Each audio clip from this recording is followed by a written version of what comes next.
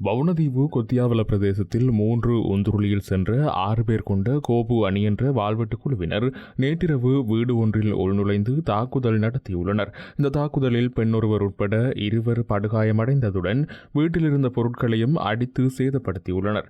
இதன்போது தாக்குதலை மேற்கொண்ட குழுவைச் சேர்ந்த சிறைச்சாலை உத்தியோகத்தர் ஒருவரை வீட்டில் இருந்தவர்கள் மடக்கி பிடித்து கட்டி வைத்துள்ளனர். எனினும் வாழ்வெட்டு குழுவினர் கட்டி வைத்த சிறைச்சாலை உத்தியோகத்தரை மீட்டுக் கொண்டு தாம் வந்த ஒந்துருளிகளை கைவிட்டுவிட்டு அங்கிருந்து தப்பியோடியுள்ளனர். இதனையடுத்து தாக்குதலில் காயமடைந்தவர்களை மட்டு போதான வைத்தியசாலையில் அனுமதித்ததுடன் தாக்குதலை நடத்தியவர்களை கைது செய்வதற்கான நடவடிக்கையை முன்னெடுத்து வருவதாக காவல்துறையினர் குறிப்பிட்டுள்ளனர். மத்திய கிழக்கு நாடு ஒன்றில் சட்டவிரோத கசிப்பு விற்பனையில் ஈடுபட்டு வரும் ஒருவரே பணம் கொடுத்து இந்த வாழ்வெட்டு குழுவை இயக்கி வருவதாக கூறப்படுகின்றது.